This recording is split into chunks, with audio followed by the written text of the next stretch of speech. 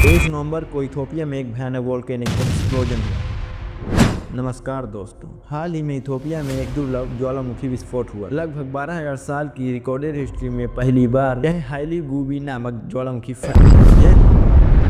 यह धमाका इतनी तेजी से, इतनी अचानक से हुआ कि कई किलोमीटर दूर खड़े लोगों ने कहा कि जैसे कोई बम फट गया। इससे करीब 50,000 फीट ऊंचा इस क्लाउड निकला। ये राख का बादल इतना बड़ा था कि इसे स्पेस से भी देखा जा सकता था। नक्शे में देखो, ये हवा के जरिए राख का बादल पहले ओमान और येमेन देश में गया और धीरे धीरे पाकिस्तान और इंडिया तक।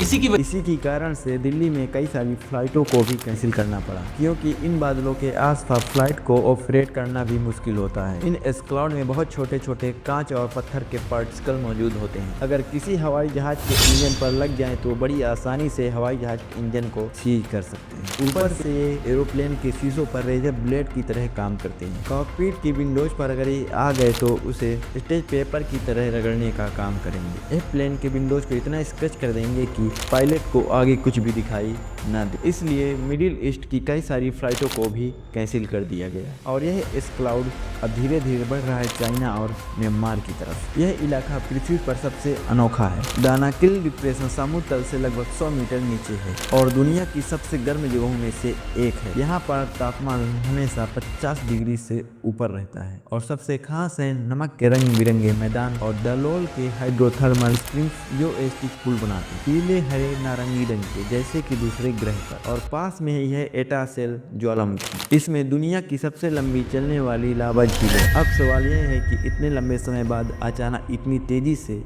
विस्फोट क्यों हुआ? इसका जवाब है टाइटेनिक प्लेट्स की गतिविधियां। ये इलाका अफाट जंक्शन पर है, जहां 3 प्लेट अफ्रीकी, अरेबियन और सोमाली अलग हो रही हैं। ये ईस्ट अफ्रीकन रिफ्ट का हिस्सा है, जो कि अफ्रीका को धीरे धीरे 2 हिस्सों में बांट रही है। ये रिफ्टिंग लाखों सालों से चल रही है और यह लाखों सालों बाद एक नया महासागर भी बन सकती है। हाईली गूबी का विस्फोट इसी बात का संकेत है कि मैग्मा ऊपर आ रहा है, क्योंकि क्रस्ट पतला और कमजोर हो रहा है। दोस्तों, प्रकृति की ऐसी घटनाएं हमें याद दिलाती हैं कि हमारा ग्रह बदल रहा है। ये विस्फोट चेतावनी भी है कि ऐसे इलाकों में ज्वालामुखी विस्फोट घटनाएं बढ़ सकती हैं। वैज्ञानिक इसे करीब से मॉनिटरिंग कर रहे हैं। अगर आपको यह जानकारी पसंद आई है तो बताइए, क्या आपको अफ्रीका के इस स्प्लिट के बारे में और जानना चाहते हैं? मिलेंगे किसी और ही धमाकेदार वीडियो में।